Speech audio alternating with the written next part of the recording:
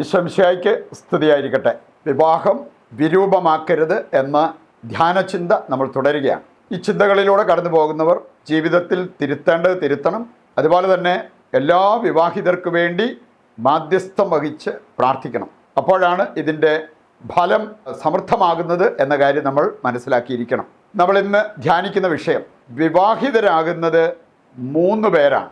ചിലർക്ക് തോന്നിയേക്കാം ഇതെന്ത് ഭ്രാന്തൻ ഐഡിയ, ബഹുഭാര്യാത്വം, പോളിഗമി, ഒന്നിലേറെ ഭാര്യമാർ, ഇതൊന്നും നമ്മുടെ കത്തോലിക്ക വിശ്വാസം അനുസരിച്ച് അനുവദനീയമല്ലാത്ത കാര്യം. അപ്പം പിന്നെ എങ്ങനെയാണ് വിവാഹിതരാകുന്നത് 3 പേരാണെന്ന് പറയാൻ പറ്റുക? സഭാപ്രസംഗൻ്റെ പുസ്തകം 4-ാം അധ്യായത്തിലൂടെ കടന്നു പോകുമ്പോൾ ഇക്കാര്യം നമുക്ക് മനസ്സിലാക്കാൻ എളുപ്പമുണ്ട്.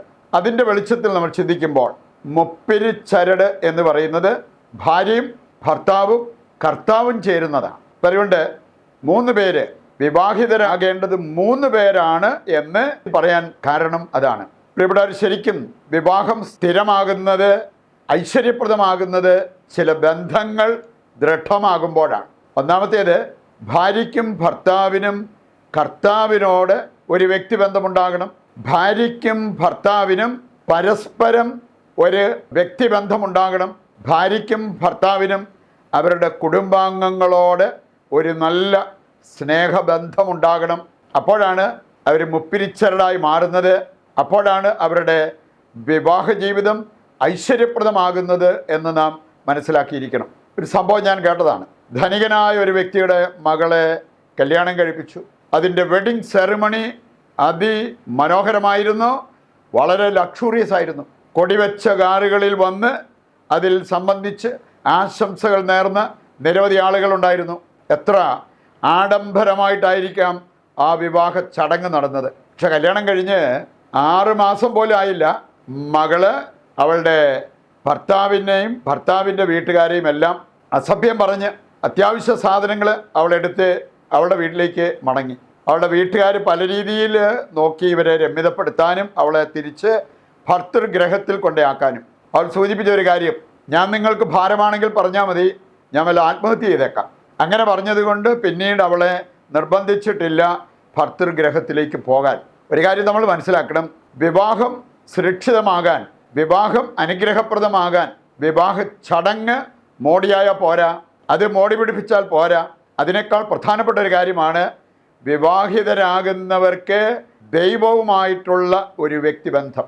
വിവാഹം കഴിപ്പിക്കാൻ മക്കളെ മാതാപിതാക്കൾ ഒരുക്കണം. അതുപോലെ തന്നെ അവർ സഭയിൽ വിവാഹിതരാകാൻ വൈദികരോ അഭിഷിക്തരോ അതിനു മുമ്പോട്ട് വരണം, അവരെ കെട്ടിച്ചു കൊടുക്കണം. പക്ഷെ അതിനേക്കാൾ പ്രധാനപ്പെട്ട ഒരു കാര്യമുണ്ട്, വിവാഹിതർ അവരുടെ വിവാഹം ഒരു കൂദാശയാക്കി മാറ്റണം. അതിന് അങ്ങേയറ്റം അവർ ബദ്ധശ്രദ്ധരായിരിക്കണം എന്നുള്ള കാര്യം നാം മനസ്സിലാക്കിയിരിക്കേണ്ട ഒരു കാര്യമാണ്.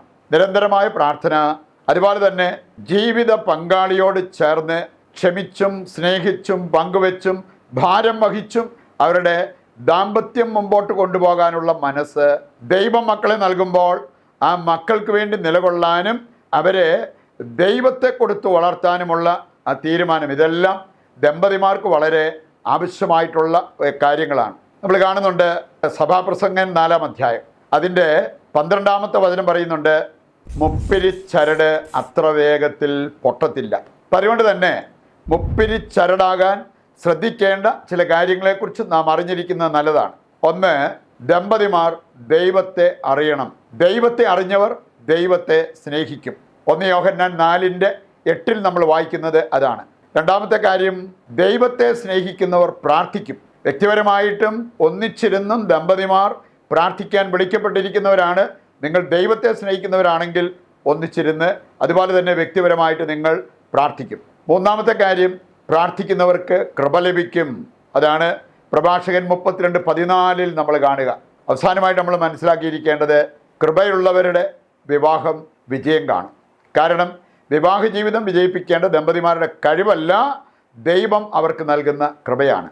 ഇക്കാര്യങ്ങൾ മനസ്സിലാക്കിക്കൊണ്ട് ആ ഒരു കൃപയുടെ അഭിഷേകത്തിനായിട്ട് നമുക്ക് പ്രാർത്ഥിക്കാം.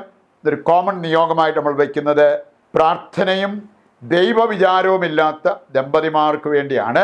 ഒരു മാനസാന്തരപ്പെടാനും പ്രാർത്ഥനയിലേക്ക് വരാനും ദൈവത്തോട് നമുക്ക് ഈ പ്രതിഷ്ഠാ ജപത്തിലൂടെ പ്രാർത്ഥിക്കാം.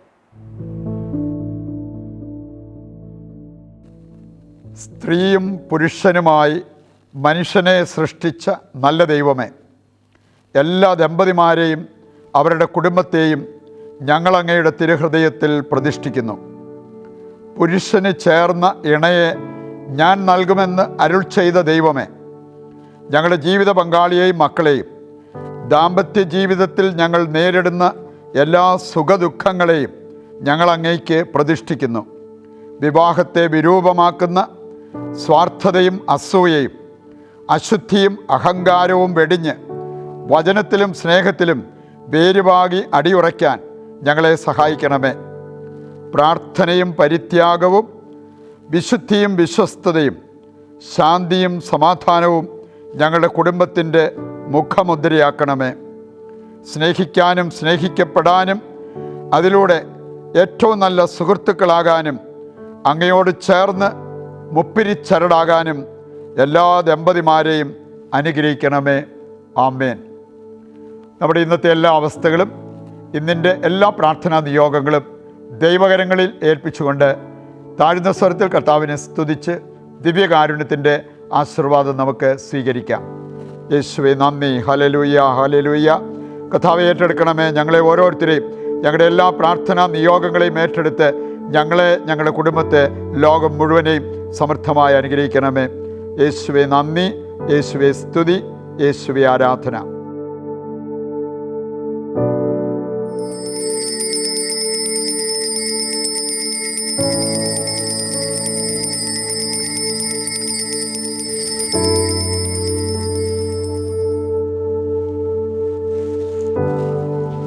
പരിശുദ്ധ പരമ ദിവ്യകാരുണ്യത്തിന് എന്നേരവും ആരാധനയും സ്തുതിയും പുകഴ്ചയും ഉണ്ടായിരിക്കട്ടെ. ഈശോ മിശിഹായ്ക്ക് സ്തുതിയായിരിക്കട്ടെ. ദൈവം നിങ്ങളെ സമൃദ്ധമായി അനുഗ്രഹിക്കട്ടെ.